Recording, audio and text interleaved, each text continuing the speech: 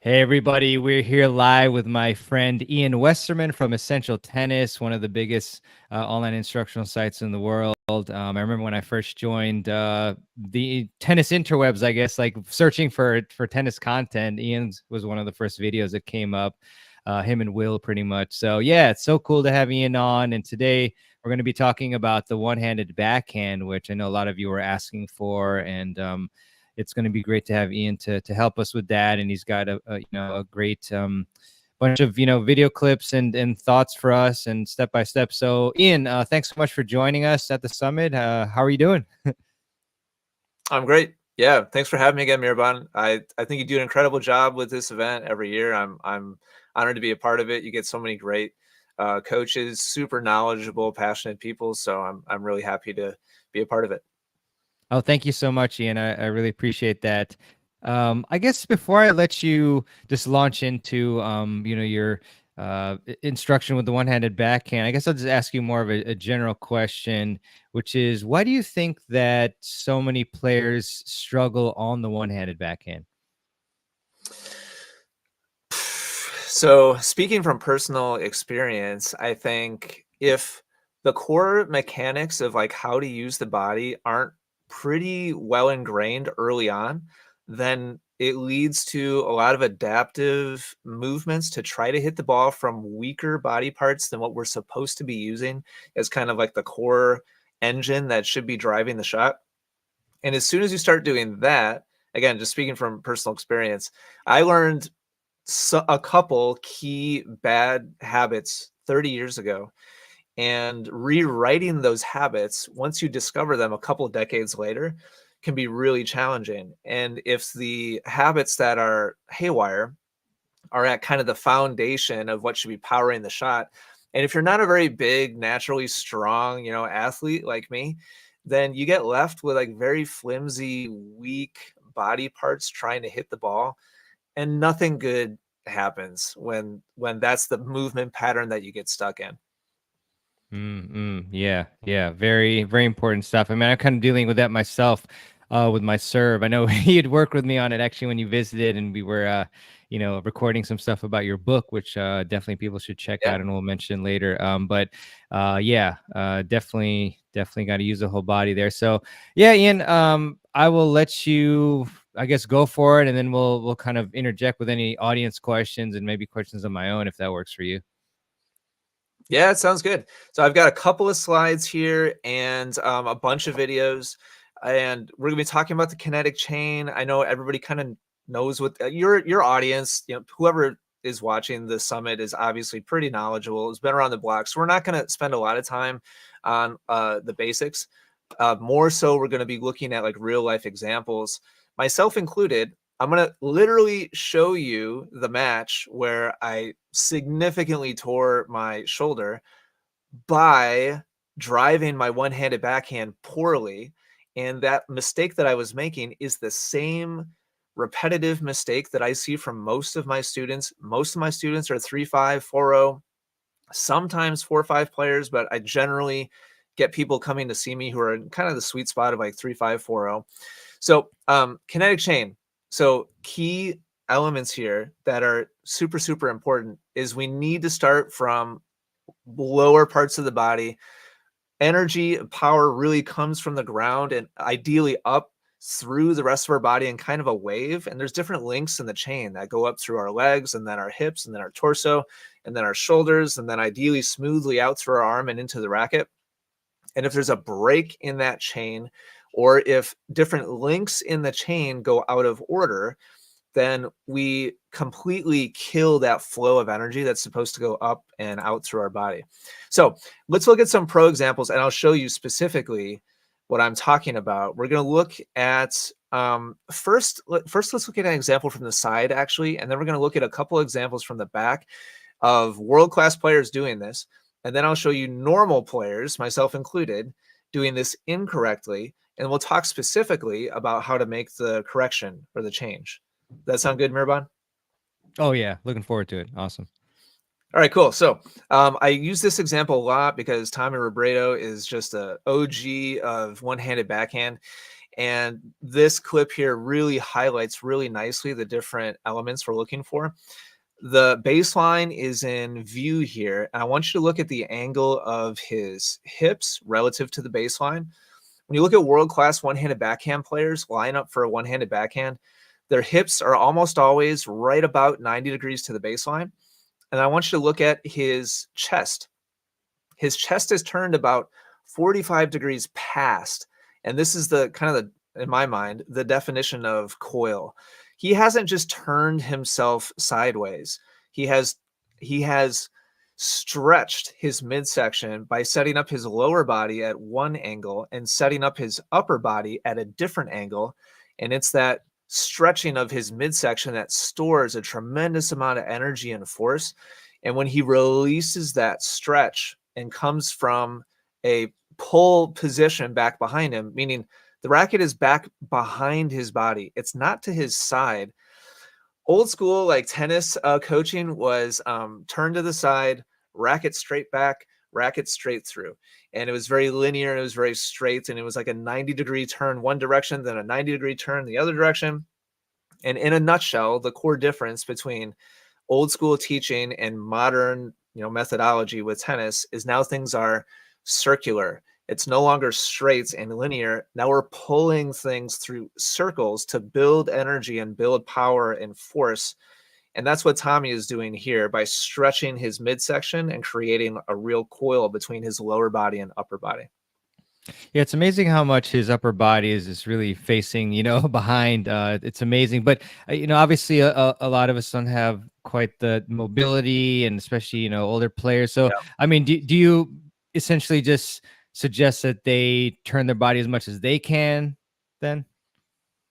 Yes, we're going to talk about that. And I've uncovered range of motion limitations myself, like with my own body. And I'll talk in a little bit, I'll talk about what those key limitations typically are in my experience and how I've unlocked those myself also. But you're right. This position right here for a lot of people isn't achievable. But I would say, to answer your question directly, Mirban, any rotation past 90 degrees with the upper body is positive. And I think for 95% of our viewers today, they have some range of motion ability past 90 degrees. But okay, so I almost jumped ahead there, but does that answer your question? Yeah, for sure. Thanks. Okay, so let me show you a few other examples of that. We're now going to transition. Actually, you know what? Let me go out of order. Let's mix things up a little bit. So here's a real life example of a recent student of mine who does not have any coil. And he's been playing tennis for a while and had a decent one-handed backhand. But see the difference here, how the baseline's in view, his hips are at about 90 degrees, and his shoulders are also at about 90 degrees. He might be a little bit past, but it's very minimal. And so instead of his racket getting around to the backside of his body, his racket is really just set up directly behind the incoming ball. And so what this sets up for, instead of pulling the butt cap of the racket around the body in a circle, now the arm is going to be very prone to just pushing the racket forwards. And when the racket starts getting pushed forwards, what we're really relying on is the arm and the shoulder. And when you do that intensely and aggressively, like repetitively over and over again in a short period of time, that's when stuff starts to break. And that's how I tore my shoulder. We'll get to that in a little bit. But I'm just going to play through this analysis here with this student. Let's see, how long is this clip? I think about 45 seconds. Just listen to the explanation here, and you'll see the demonstration of what this student was doing previously. So the reason why you're using small muscles is your setup position in the first place doesn't have any coil. So we have a fanned hand.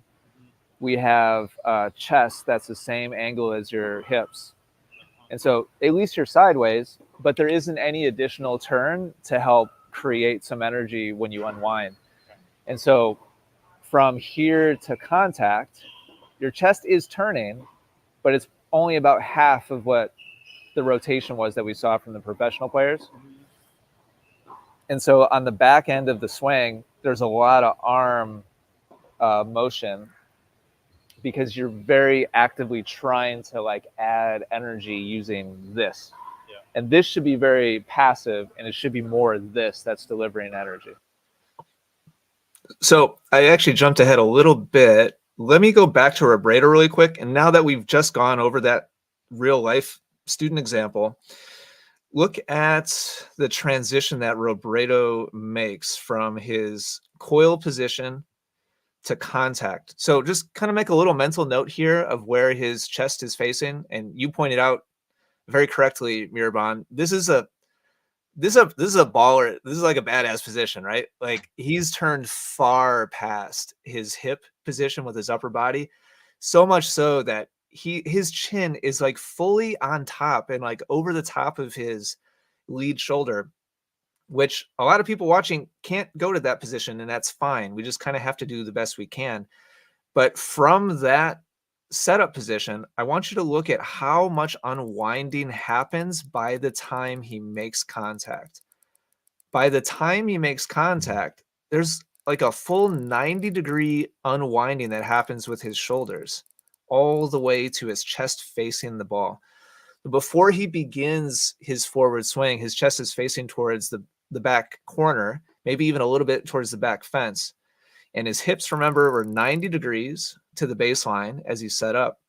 And by the time he makes contact, both his hips and his chest are going to unwind to be facing the ball. So it's that big unwinding with the biggest, strongest parts of the body that should be the engine of the one-handed backhand. There's a lot of focus that gets put on like the shoulder, the forearm to like release and like supinate and, you know, follow through. And all of those motions should be a byproduct. They should be passive and allowed to happen as opposed to making them happen. And if the big kinetic chain pieces of the body are too passive and we have to make the correct motion with our arm and our hand, that's when stuff gets weak. That's when it gets very erratic. And that's when we start hurting ourselves. Yeah, I love that. Ian, yesterday I was doing a live stream with the fellas Data and Day Tree from Racket Flex. You know, they do a great job. Yeah, they're awesome. And yeah, they had this really interesting but simple drill where you just dangle your arms at your sides like super loose, and you don't even, you know, like think about moving them, and you just are like loading and like moving your hips only. And I thought that was a really good drill because it kind of talks about, you know, what you mentioned, where you really want the upper body to be more passive and like led by the lower body, and, you know, the turning of like the the hips and shoulders, and then, you know, like the uncoiling as well. And yeah, it's just, you know, it's nice. You know, this is good stuff. So I appreciate it. Yeah, I love the Racket Flex guys. They do an incredible job. Here we go. There's this old video. Oh, I can't find it right now. I'm looking on YouTube. There's this old. I mean, like before I started making videos on YouTube about tennis, there's this video that somebody had this spinny like drum. It was like a drum with two strings and like two beads on the end of the strings, and on both sides like a drum surface. And when you spun the like handle of it back and forth, the strings would go back and forth and hit like both sides of the drum. And it was like one of the first YouTube videos that I watched where I was just like, whoa, like this is like awesome explanation. Anyway, I wonder if those guys saw that video way back in the day. It's a perfect explanation for ideally what should happen and how passive the arms should be. It's really kind of the opposite of what most of our viewers are doing. Most of our viewers are inactive, relatively speaking, with big parts of the body, and overactive with small parts of the body. And that's why they feel so much struggle and why they lack control and why it's so hard for them to hit a decent shot without feeling like it takes all of their effort, because they've kind of inverted the way that the body should work together. Yeah, 100%, Ian. Hinton says Chinese drum. Yeah, that could be what it is. Yes. Yeah. Yeah, I just did a YouTube search for tennis Chinese drum, and there's a remake of it from the guys at Play Your Courts. Really? I'm not seeing the original I want to give props to the original. I'm not pulling it up right now. Maybe somebody can put it in the chat. It's a like at least a 15-year-old video. Gotcha. Let's see here. So we have some questions here. Oh, some funny comments too. Alex says, "Do I need to listen to one-handed backhands or go practice volleys?" Well, you're here. I think you should listen, but I think whichever one you think will give you more ROI, you should work on first. But yeah, Dave Scott, simple ask. Is always the best excuse for not watching a video. That's true. Respect. How do I hit a one-handed backhand like Tsitsipas? Keep listening. Absolutely. Yeah. Let's move on to some more pro examples. Do you have any more questions, Irvan? No. What we can hold the other ones. Yeah, we're good. Okay, your call. Okay, yeah, so you go for it. Okay. I don't have Tsitsipas loaded up here. If I knew somebody was going to make the request, I would have had it pre-loaded. But I've got 4 other world-class one-handed backhand players here that we're going to take a look at. And we're going to kind of realign our eyes here a little bit from a back perspective and look at the same elements. The angle of the hips on setup, the angle of the chest and the shoulders, and then how much unwinding happens by the time contact gets made. So Roger's really turning on this one with his lower body. Notice the baseline and how he's actually past 90 degrees here with the rotation of his hips, but his shoulders are still past that angle. So he's created that coil with his upper body, and the racket's being pulled from behind himself in a circle around his body. Now watch his hips and his shoulders unwind and uncoil. And by the time his racket meets the ball, his chest and his hips are facing towards that contact point. So huge unwinding happening of the body, the arm coming along really loosely and passively. And everything that happens after contact, like I said before, is just a byproduct of what happened before contact. He's not trying to finish high. He's not trying to release his racket. It's happening because of all of the energy and power that he unwound with his body and how loose his arm and his hand is. Okay, so now let's take a look at, we're going to go rapid fire here through a couple. Here's Dimitrov. Here's the setup position. Hips 90 degrees, shoulders a little bit past 90 degrees. And now watch how he drops the racket down back behind him, then pulls the butt cap of the racket around in a circle because he's unwinding at the hips and the chest. Huge rotation forwards here with the hips and the shoulders.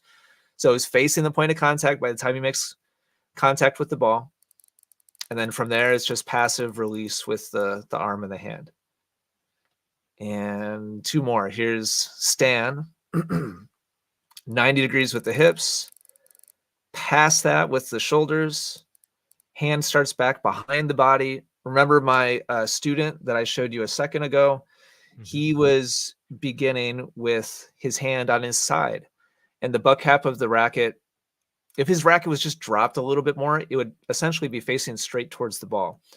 All of these world-class players, their butt cap as they get set to begin unwinding is actually facing to the side because they've brought the racket around so much, and they've brought the racket around so much because their upper body has coiled past their hips. And I love this view also of Stan with his chin kind of tucked up on top of his shoulder. We'll talk more about that in a little bit as we address that question about range of motion limitations, Mirban.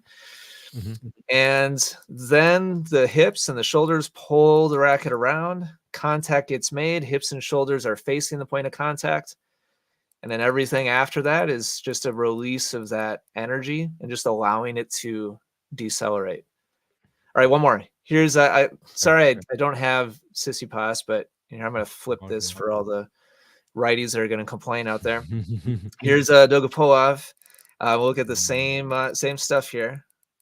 Hips are a little past 90 degrees. Shoulders are past the hips.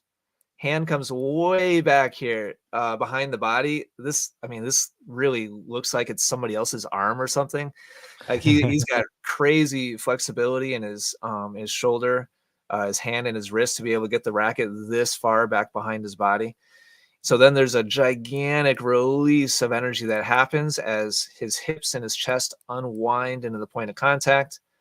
There's contact right there. Hips and shoulders are facing towards the ball. And then he's just letting it release and letting it go from there. Mm-hmm. Now, here's what it looks like when those things don't happen. Actually, let me go to a different clip first. So here's me from that same angle. And first, I want you to look at a shadow swing here. So this is me reminding myself of these different elements that we've been talking about. And this is where the rubber is really going to start meeting the road, Mirban. It's one thing to check off these positions. And like, I want my hips to be here, and I want my shoulders to be here, and I want the racket to get around, you know, back here, and then pull around and have the hips and the shoulders release. That's all well and good. But number one, notice where my eyes are not. What am I not looking at right now? Where the ball would be? Yeah, that's right. And That's so right. I've just allowed my head to just kind of stay in a comfortable position while I practice the position that I ideally should be in with my upper body. But what I'm not practicing is looking around to where I could actually track the ball visibly. And this was a key failure point for me that I didn't realize until relatively recently. I'll talk about how I realized it in a second. But I'm not actually doing it enough like real life. And we kind of, you know, have a conversation about, well, why is that? Is it simply because I wasn't aware of it? Is it because, you know, I wasn't tracking myself closely enough? Is it just because of the physical limitation? I knew I couldn't hit it. And so subconsciously, my body was just like, nah, I'm just not going to do that. But for one reason or another, I didn't really ultimately get to the position I should have been in. And then when the feed comes in here from the coach in a second, and I go to actually hit the ball, look at how different the position is that my body actually went to. And I'm able to track the ball from this position, but what hasn't turned as much as what all the pro players looked like, Mirban? Yeah, I mean, like your hips and chest, shoulders. Yeah, so basically everything. Is that what you're saying? You know, I mean, yeah, I guess because they all, you know, move together, obviously. Yeah, sure. Yeah, that's good observation. Yeah, everything is moving together, and I'm kind of tracking more of an old school methodology here where I'm just turning sideways. I'm happy enough with my hips. I think I'm pretty close to 90 degrees here with my hips, but I can't see any of the front of my body because I haven't actually coiled. Just like my students, let's see, where's that clip? Just like my student that we looked at a second ago didn't actually coil. Coil means there's some separation or some stretch between the upper body and the lower body. And that's not happening here with my student. And it was not happening with me for decades on my backhand either. And so we're not able to see my chest at all because my upper body isn't turning past my lower body. I am unwinding into the point of contact, but it's just such a shallow turn and it's just such a weaker rotation. There's just such less energy being propelled into the racket by the big parts of my body that a smaller part of the chain has to take over. And that smaller part of the chain, unfortunately, is my shoulder. Any questions to catch up on at this point, Mirban? Yeah, we do have a bunch of them. I mean, I can go through them and just let me know if you want to tackle them later. Awesome. So, and love this one. Love the Essential Tennis book. Just started reading it and done with a dozen chapters. What's next? Ooh, what's next? Read it again. Read it again. Yeah. It's very, very. I mean, I'm actually not joking. I highly recommend going through it multiple times. Yeah. Underlining the stuff that really resonates with you. It's they're principles you're going to be working on for the rest of your life. It's not like I get it and then you're done kind of thing. Yeah. No, definitely refer back to them, you know, when you need to, obviously, and reread. Let's see, Mark, is that your new studio? No, I wish it was. I've had multiple questions. It's an AI green screen, unfortunately. I wish it was the new studio, but looks pretty cool though. I like that. Oh, What? You're an alien. Sorry, yeah. I knew it. Just Your kidding. studio Just is kidding. being painted right now, and I'm working on it. Yeah, good stuff. We're excited about that. Let's see. Ramses, I struggle with the right foot positioning. How can I solve this? I'm guessing what's probably happening for him, what happens for a lot of players. Let me see if my student was making this mistake or not. No, he was I actually doing felt pretty like well. okay. What a lot of players do is their front foot ends up getting planted very sideways, very parallel to the baseline. And that blocks the rotation of the hips, which then blocks the rotation of the upper body, which then further puts like stress and strain and responsibility on the shoulder. And so when just a little thing like the alignment of the foot gets thrown off, all of a sudden everything else up the chain gets affected. So was it Ramses? Yeah. This is actually a great position here for my student. This is before he and I did any work together. He was doing a good job here, freeing up the ability to unwind. And what you want to look for is your foot stepping into the court, ideally at about a 45-degree angle. If you're on like the dead run along the baseline, sometimes you don't have the choice but to have your foot step parallel to the baseline. And at that point, it just takes extra work and effort to allow the hips and everything else on top of it to unwind. But this is roundabout what you should be shooting for, is getting that lead foot stepping about 45 degrees or even a little bit more into the court is ideal. Awesome. Beautiful. Thanks, Ian. Another one, Jito Jag. Any tips for the non-dominant hand's role in swing preparation before contact? I keep the non-dominant hand elbow too close to the body instead of elevated around chest level with double 90 degrees. Yeah, personally, we talked briefly before about Daytree and Day about how they were talking about that little drill to like have the arms be as passive as possible. Yeah. I try, because of everything we've unpacked so far, Mirban, I try really hard to just, as much as possible, get players to focus on what are the big parts doing and then forget the little parts. And in my coaching in general, the more I focus on those things, in my experience, the more and more the hands and the arms start to kind of naturally fall into place. I put that in air quotes because all of us have things that come natural to us that make no sense when it comes to actually like swinging the racket. It's rare for a normal everyday player like myself to do something natural that's also biomechanically ideal or like, as efficient as possible. But the more the body can do its job and the more the arms and the hands can relax, the more things like this will start to fall into place. So it's tempting, if you're Jito or me, to focus on what position are my hands in, what's the amount of like bend in my arms, how am I like guiding the racket down into the slot position and all this sort of thing. And in my experience, the more we fixate on those little body parts doing their little like movements and positions and angles and stuff like that, the more the body gets ignored. And the more the body gets ignored, the less efficient the swing is. And the more we have to arm through it, and the harder, more difficult, and less efficient the whole thing gets. So I understand the question, and there are important elements there. But for the relative to like today's conversation, I would, just in general, in life, in tennis, I would strongly recommend everybody focus as much as possible on relaxing those small parts and then activating the big parts. Love it. Thanks, Ian. And yeah, let me know if you want me to stop for you to, keep going or anything. But definitely have a bunch of other questions here. Let's see. Oops, sorry. Gabriella, would you change from one-handed backhand to two-handed now based on your experience? No, and the reason why is because my experience was I started tennis with a two-hander, and my two-hander was awful. Like the reason why I went to one-hander was I was just like, F this. Like I'm so sick of my backhand. I'm just throwing I'm throwing it in the garbage and I'm starting it all over and I'm gonna go to a one-handed backhand. And so this has been suggested to me like 1,000 times on the internet. Dude, your backhand's so bad. Just hit a two-hander. Like all your problems are gonna be solved. And I think I would just inherit different problems. It's still my non-dominant side.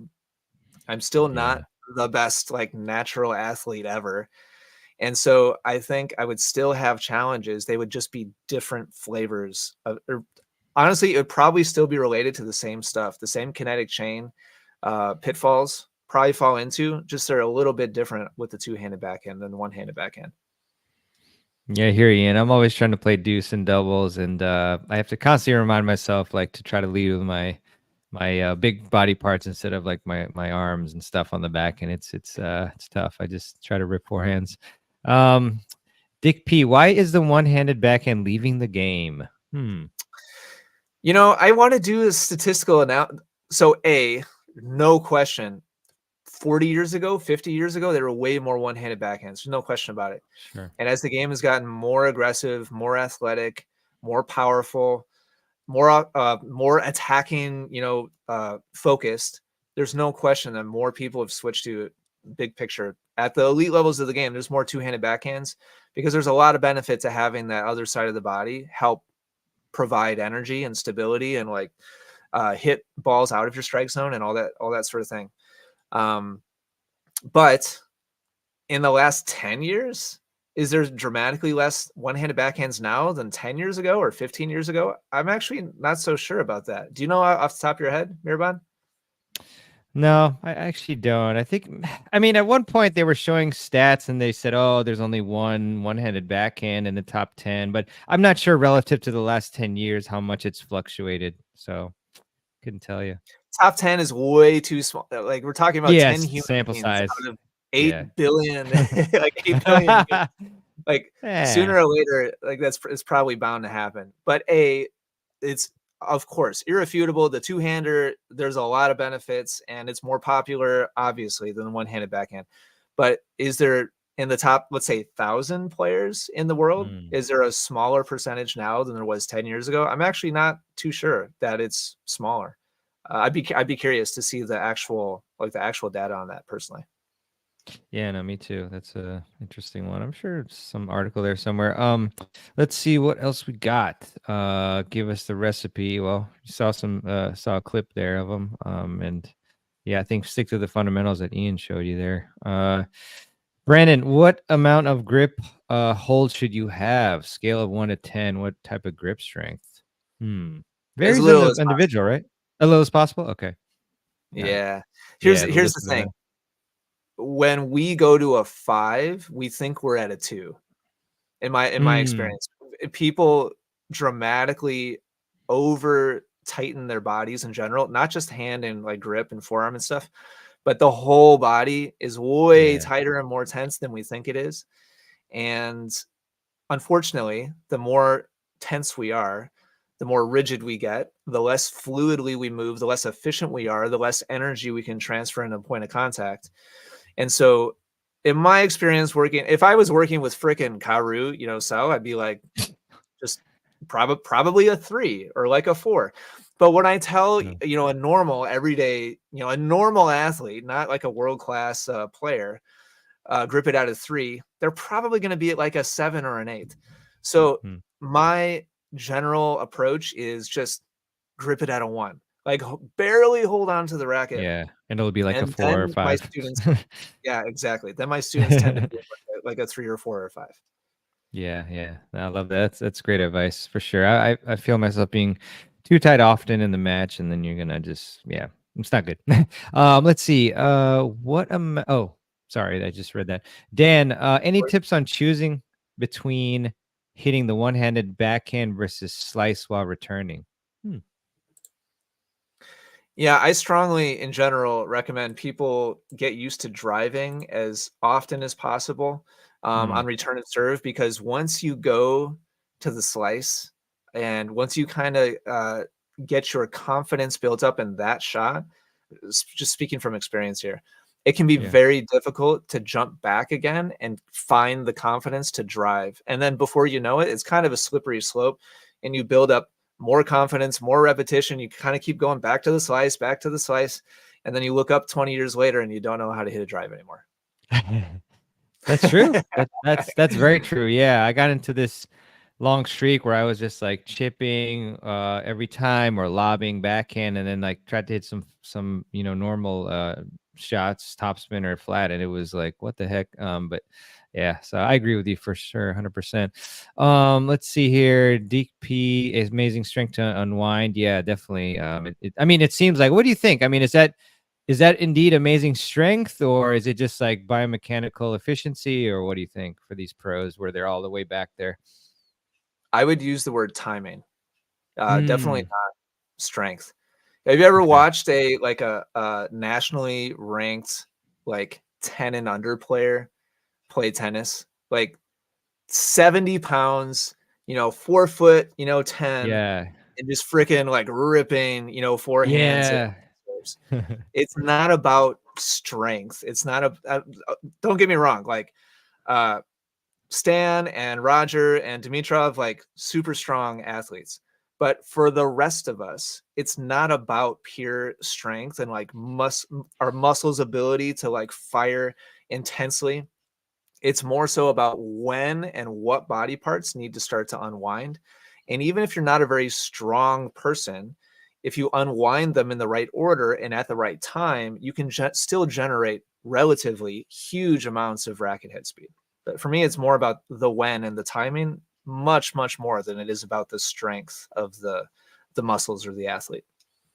Yeah, yeah. I really like, just kind of the inserting the example of those 10-year-old kids, because I've seen, yeah, a bunch of the really good ones. And also there was like these two like Japanese kids as well, and they're just like ripping. And I'm like, wow, this is so impressive. And it's the timing and beautiful form and whatnot. So yeah, good stuff. Let's see what else we got. Anthony, if you had a new player, is it best to teach them to hit a one-hander or two-hander? Do you let them choose? Uh, yeah, this is such a subjective, Yeah. thing. Objectively, like if I just look at the data, then I'm going to lean towards two-handed backhand. There's Okay. just so many benefits and like physically and athletically to having the second hand on there. So with no information coming in about my student and the type of athlete they are, how they're built and their time, so when I'm actually working with a student, I'll have them try both. If they're like a pure beginner and they're like, I don't know, I'm kind of like trying both, like which one should I do? I'll feed them 10, 20 balls and ask them to hit a 1-y, and then 10, 20 balls, ask them to hit a 2-y. And then if my eyes see like a significant difference in how smooth and coordinated they are between one or the other, then I'll go in that direction.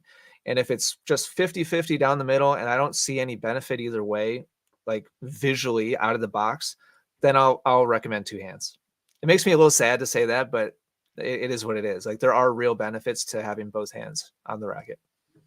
Yeah, yeah, true stability and whatnot. Let's see, Bernard. Ooh, cool last name. How do you hit a one-handed backhand on a high ball? Hmm. Do what we've been talking about really, really, really well. If you don't coil well to begin with, and you don't utilize the kinetic chain in the right order, and your timing is late, and you don't begin unwinding at the right time, and all that's left is your arm and shoulder to try to hit the ball up out of your strike zone. And if you're not a strong, generally athletic person, then it's going to be a incredibly awkward and weak feeling shot. The only way to make it feel strong and confident is to do everything we're talking about today as best as possible, and then it can start to actually feel pretty solid. Yeah, awesome, awesome. So I see two questions here related, and I'm actually gonna read them one after the other. Different folks though. So Ramses says, "How do you position foot correctly?" And then Hinton said, "My coach has changed me from 45-degree front foot to parallel foot to baseline," which you just talked about. Not suggesting that my chin is over my shoulder and coiled. My racket starts from below my waist. Is the racket position and footing okay? So, what are your thoughts on those questions? So let's go back to the video, and I don't even know for sure. Well, yeah, I do. We're going to see a range of different approaches here. So here's Stan at 45. Let's call it 45 degrees. It's a little closer to parallel than 45. Now, this is from a static position, relatively, like just right in the middle of the court. So I'm kind of led to believe here that this is probably roundabout his personal ideal kind of comfort zone with the angle of his foot. Like if he's not going forwards for a short weak ball and he's not being pulled way sideways for a stretching like defensive shot, this is probably roundabout his preference for angle of the foot.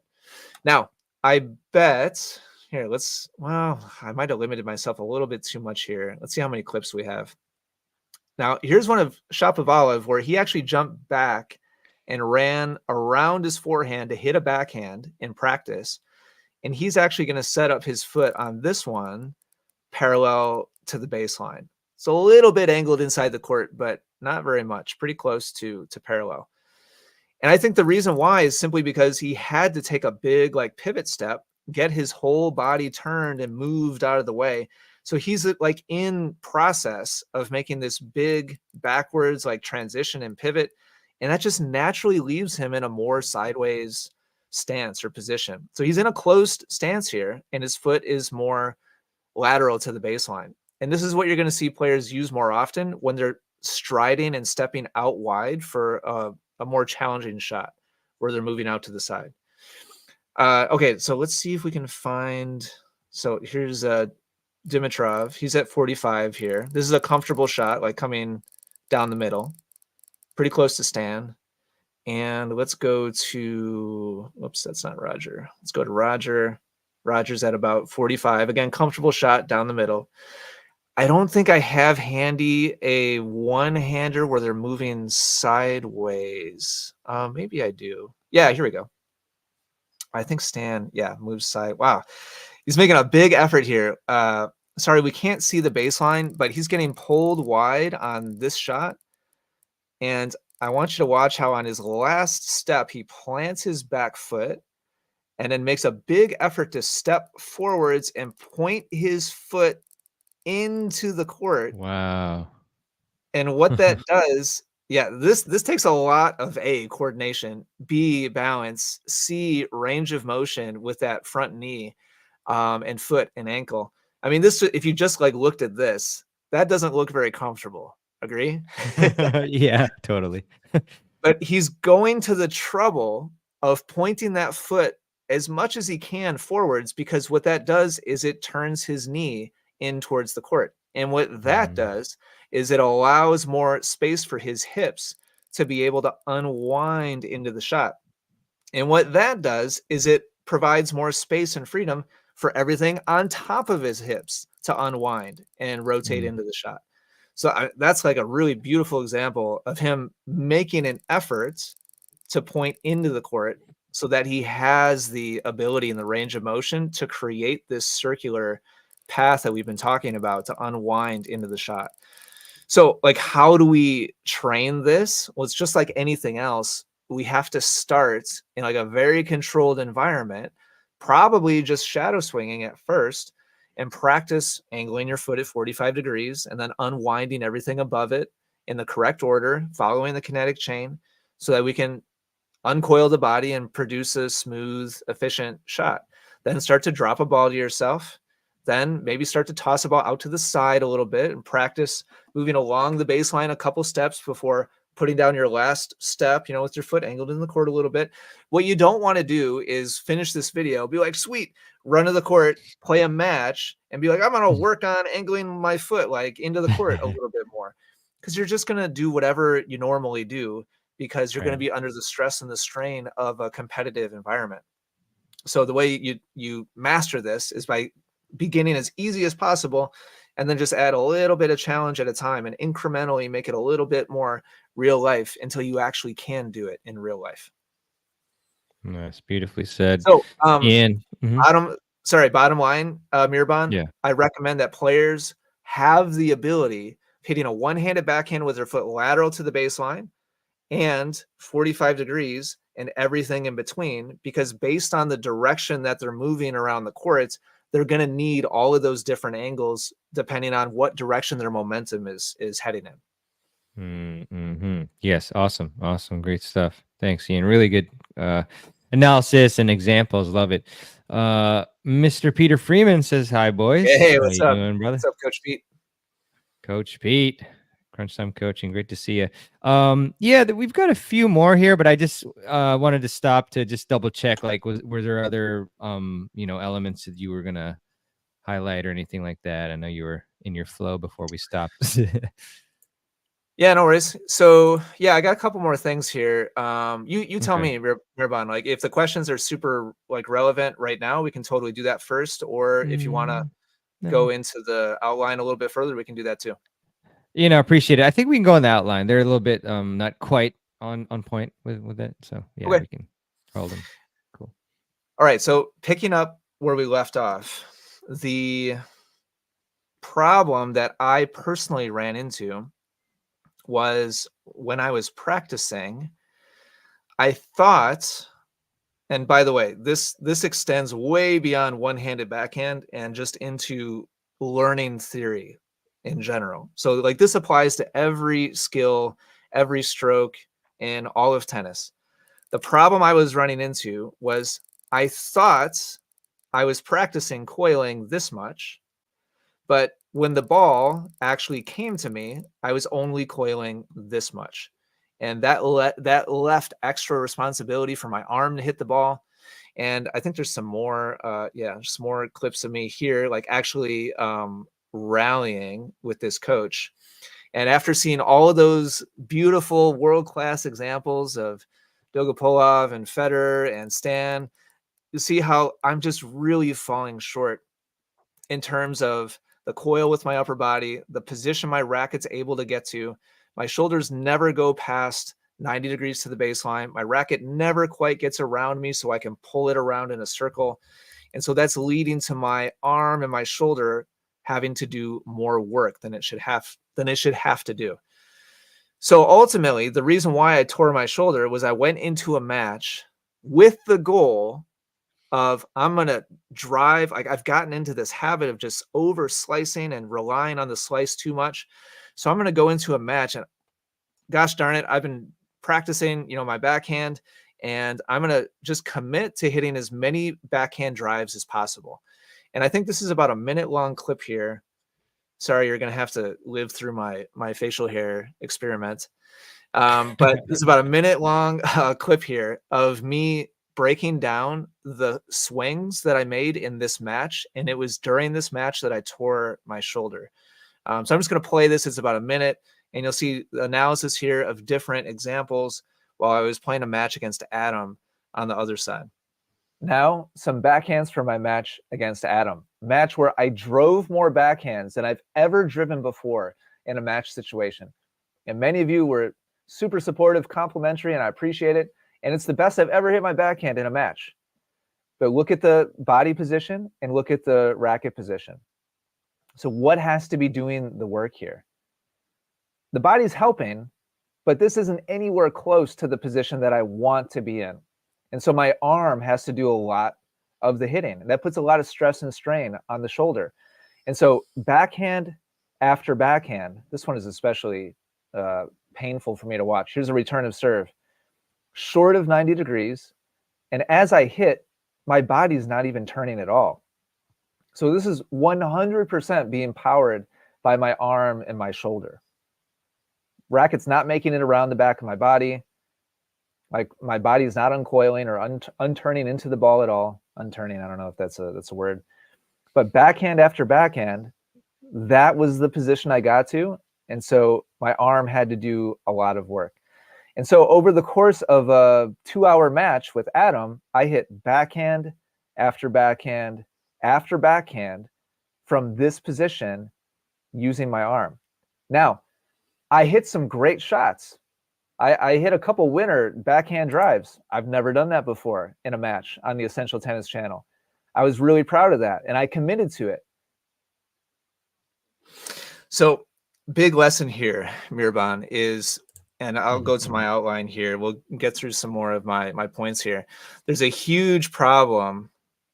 There's a gap. We talked about this before with grip tension or pressure. There's always a gap for all of us between what something feels like and what's really actually happening in real life. And I thought I was getting to a strong enough position. I had practiced it. I had trained it. But I was falling short enough that it was actually destructive to my body when I went to it intensely and tried to use my poor habit over and over and over again. And like I said in the video, what's really deceptive about this is we can do better than we were before and actually see improvement and results. And that can kind of falsely encourage us and make us feel like, oh, sweet, like I'm doing it, like I got it. But if we don't somehow gain some data about how we're doing, and we're going to be able to do that by recording ourselves, just putting our phone out there on a cheap, tripod, recording, watching it, making sure about what we're doing. If we don't get that outside objective information, it's so easy to just kind of fool ourselves into thinking we're moving down the right path when we're actually not. And this is way bigger than the one-handed backhand. But I just happen to have, all these examples of the one-handed backhand and me working on it and falling short and trying to like do my best and not doing well enough. And I just want to use this as a kind of a cautionary tale to the viewers. It's so critical to observe yourself, get objective data about how you're doing, and make sure you keep the focus on big body parts, hitting the positions they need to hit.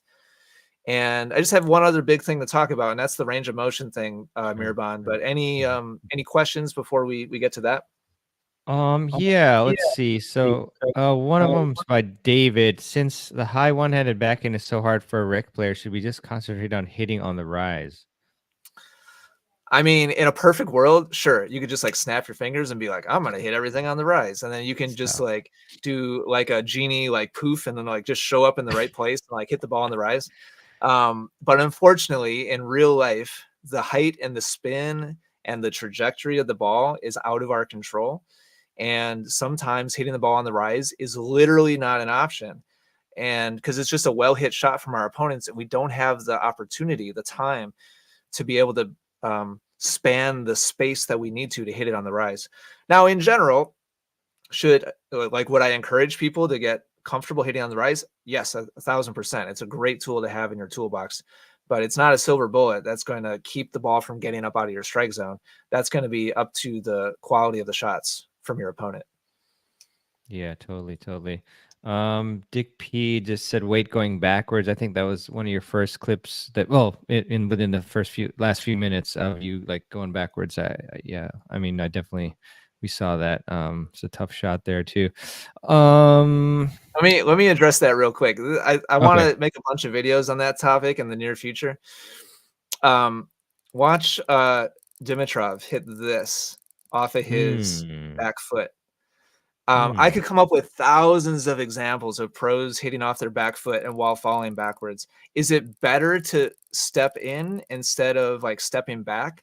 Absolutely. But what's even more important, way more important, is the coiling and uncoiling of the body. I'm not trying to say that it's good to have your body weight going backwards. It's better to have your body weight going forwards.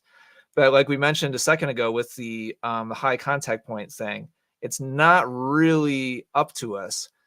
If it's a high quality shot, it's a high quality shot, and we have to just do the best we can in the environment that we're in. And yeah, I'm sure I was. Let's see, where's the example of me? Yeah, here we go. So yeah, my weight's absolutely going backwards as I hit this shot. The reason why it's going backwards is it was a super high, super deep spinny shot from my opponent. And was it possible to take it on the rise? Well, the ball landed. Oh, we don't see where it lands, do we? Oh, yeah, we do. The ball landed on the service line. So do I have the option of getting all the way up to the service line before it gets out of my strike zone? No, I don't. And this player hits like a really high, heavy, spinny ball. So moving backwards was my only choice. If I move forwards, it actually would have been higher. So of course, there's a time and a place to move into the shot, but you have to know the reality of the shot. And pros move backwards and crush balls constantly. We just don't really pay attention to it because we're told not to do that. But the reality is you have to be able to if you're going to deal with the whole range of different shots that you're going to receive from a good opponent. Yeah, 100%. Let's see. Just got a couple more comments here. Check out the Native American rawhide drum rattle. Gonna have to Google Nice. that. We pull that up on That's, YouTube really quick. yeah, go for that. I can ride drum. Let's see. But there was like an actual tennis like lesson. Yeah, this is kind of right. Where it kind of like turns and like spins back and forth. But there was like an actual tennis like tutorial with the, I think it was called like the Chinese like drum like method or something. Anyway, Interesting. Yeah, good stuff. Dick Pete, why do you think the number one reason over 40% of 3.0 players stay at this level? improving's hard. Tennis is hard. And And all back to especially your old habits. Yeah. exactly right.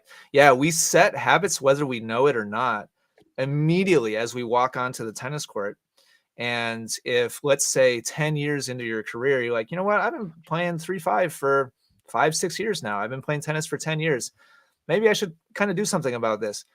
Well, now we're working against kind of the culmination, like the accumulation of all those repetitions that we've done, the tens of thousands of swings that we've done things the way that we're used to doing them. We have to now kind of fight against that current of that water rushing against us in order to make a change.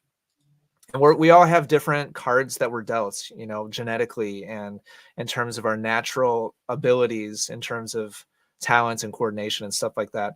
So you mix all those things together, and tennis is just an incredibly multifaceted like challenge. It's honestly, it's not realistic to just expect to keep getting better and better and better and better. Eventually you have to plateau somewhere, and it doesn't mean you can't break through to the next level, but eventually there's going to be a significant sized wall in front of you that you have to get over. And the only way to do it is by changing your core habits, and doing that is very hard. Oh yes, indeed. In a Yes, nutshell. indeed. For sure. Let's see what else we got here. Sorry, I'm just like unstarring these things. Karate Kid 2 final fight scene. Yeah. Dude, I just watched Karate Kid for the first time with my 10-year-old son. It was awesome. It's so awesome watching it with him for the first time. Yeah, definitely a classic. But yes, they have the drums. Yeah, they have the drums in Karate Kid 2. It's like in the movie. Nice job. David, I play doubles if I back up to let the ball drop or slice the high ball, the net man eats my lunch.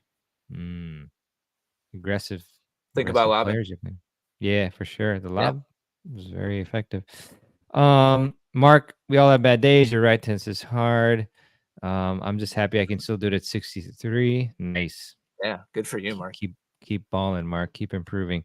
Ian, feel free to. I know you that last part. I think you wanted to talk about the coiling. Was it? Yeah. Or the range of motion. We'll go through that real quick. Yeah, sure. So early on, I talked about the crazy position that Roberto was in. I think you actually made the comment, Mirabon. You're like, man, how are we supposed to?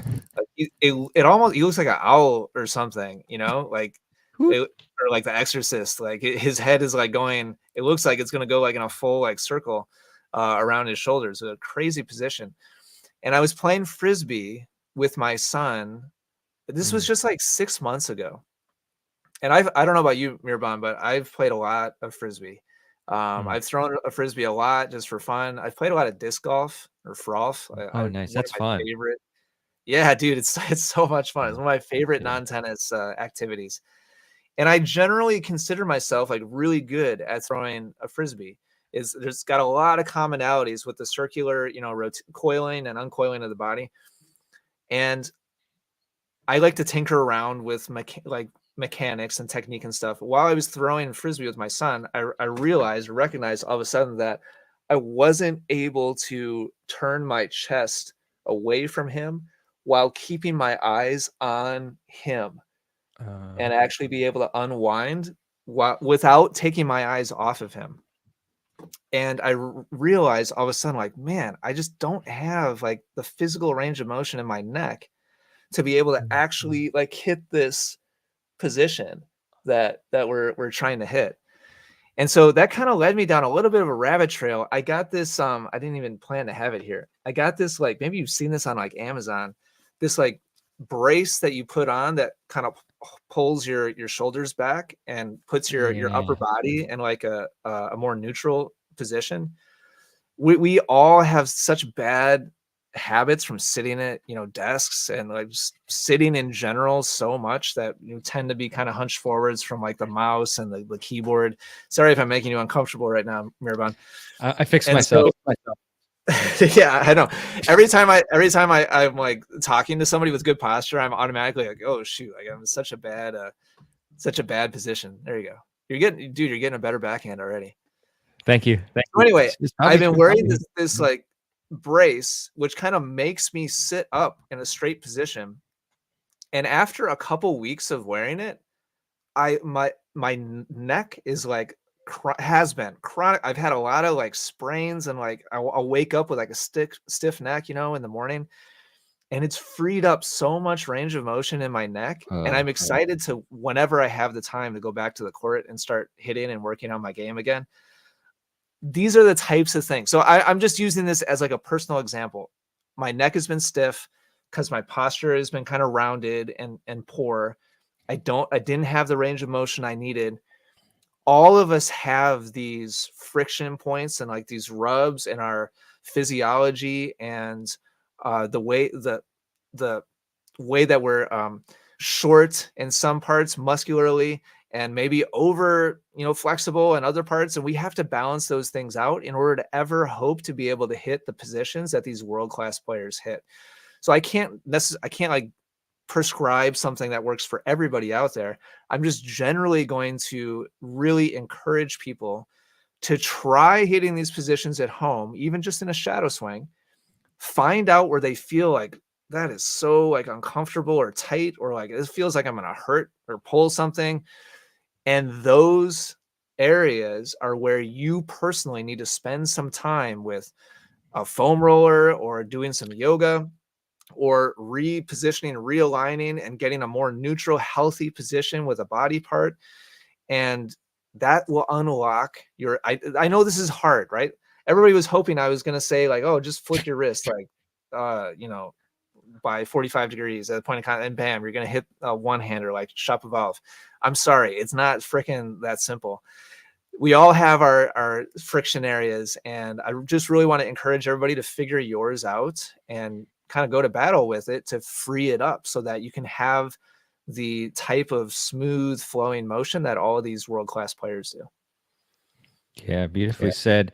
I think this one last question, if you have time, Ian. It's from Dick. Oh, yeah, awesome. Dick says, working with new students, how do you assess a student's physical fitness concerning injury? So I just, real quick, I know that Dr. Mark Kovacs, I mean, he's really good on this, but I think he is affiliated with, you know, really good, oh my God, I can't believe I'm blanking right now, but they have like these certified experts, and they know exactly how to assess your physical condition. Like yeah, Racket Fit. I can't believe, sorry, I was blanking. Not enough sleep. Yeah. Racket Fit. So really good peeps there who do that. But yeah, what are your thoughts on that, Ian?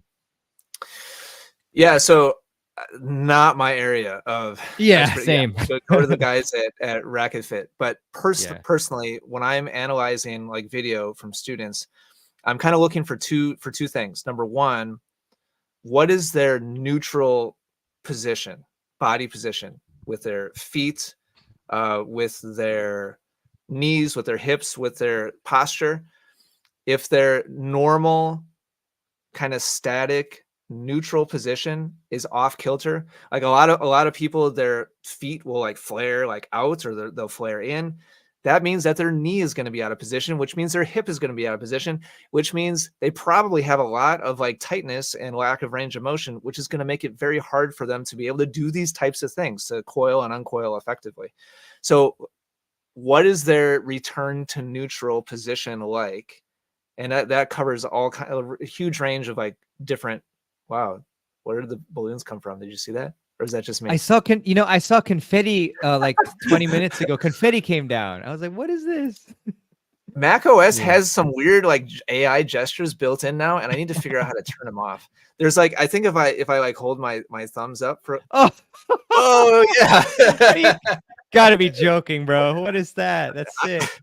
I don't know what I don't even know how the balloons happen, but it's like a hand gesture thing. Anyway, it didn't work. Do you have a Mac? I do have a Mac. What the heck? Yeah, I don't know why. Yeah, I don't know. That's weird. Easter egg. Next time. Anyway, what are your neutral body positions? And then what are your final kind of end range of motion positions? One I pay close attention to is on the serve. A key lever in the serve is the shoulder's ability to rotate backwards, to externally rotate. That's what creates the back scratch position and like drops the racket head down. And there's a lot of people who just can't rotate their shoulder back in that position. And so they try all these drills to try to like get in the back scratch position. But if their shoulder can't rotate backwards in that position, they're just not going to be able to do it, at least not correctly. And so trying to do it is probably going to be a recipe for injury. So long-winded like answer, coming back around to Dick's question. I'm not an expert in that space, but I'm always looking at what are my students' neutral positions and what are their full, like final range of motion positions.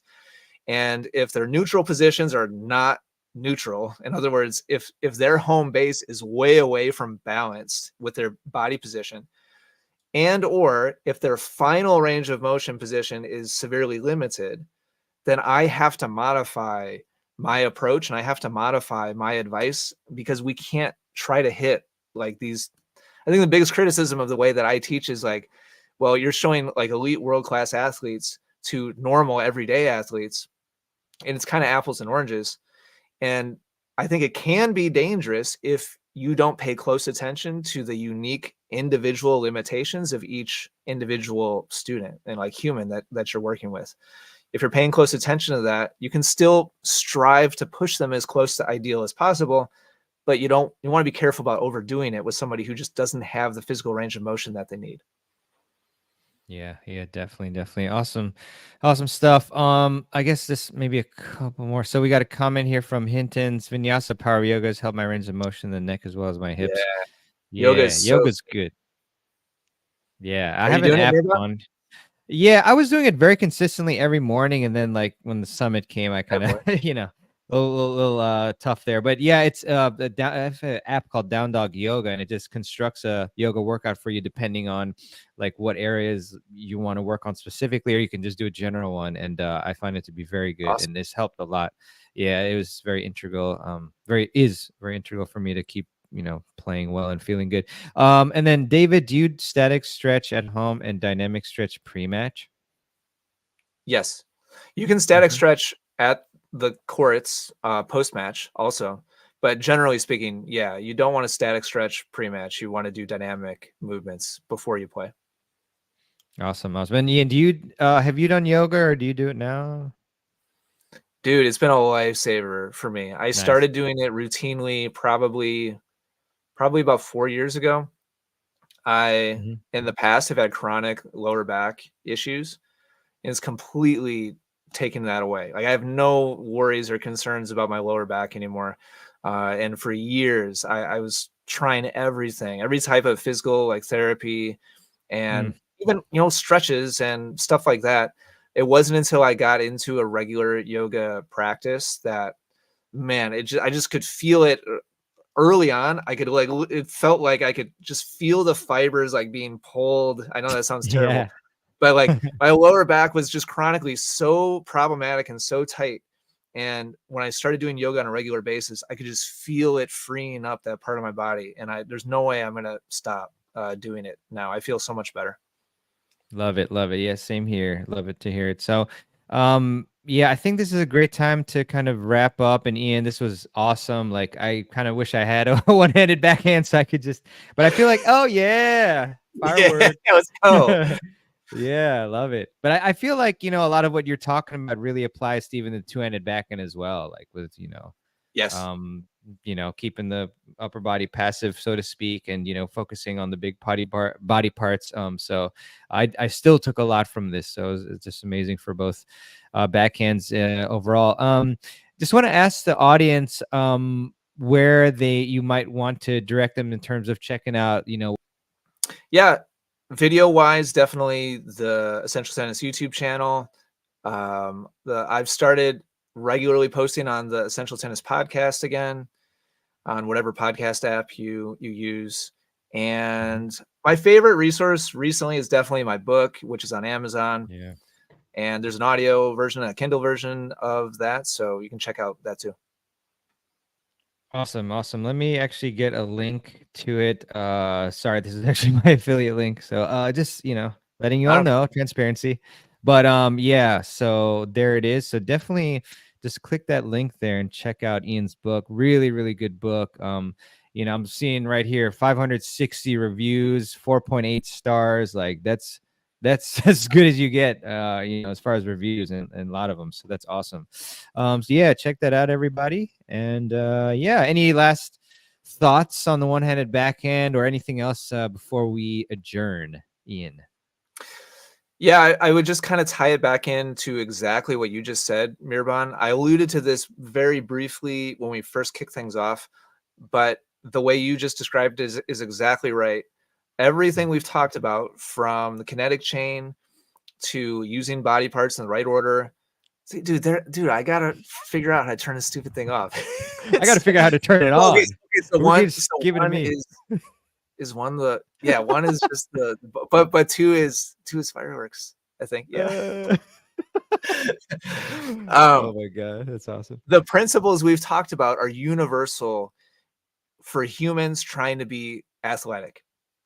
Yeah. Like, you could take everything we talked about today and apply it to a baseball swing, and you can apply it to a golf swing, and you can apply it to martial arts and striking and like throwing a punch.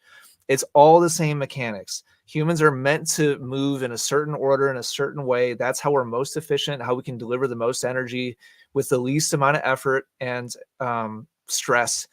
And so I more and more, just try to follow those universal principles.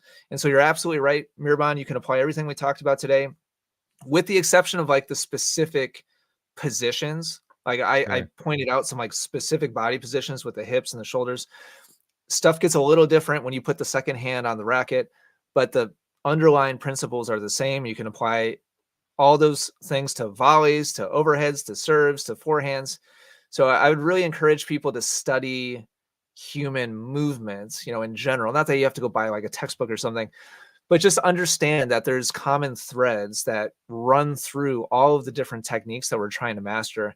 And for me personally, as a coach and as a player, the more I recognize those commonalities, the more doors it opens up for me, like mentally, to start to understand how to make it as easy as possible for people to learn and improve their whole game, and not just part of their game.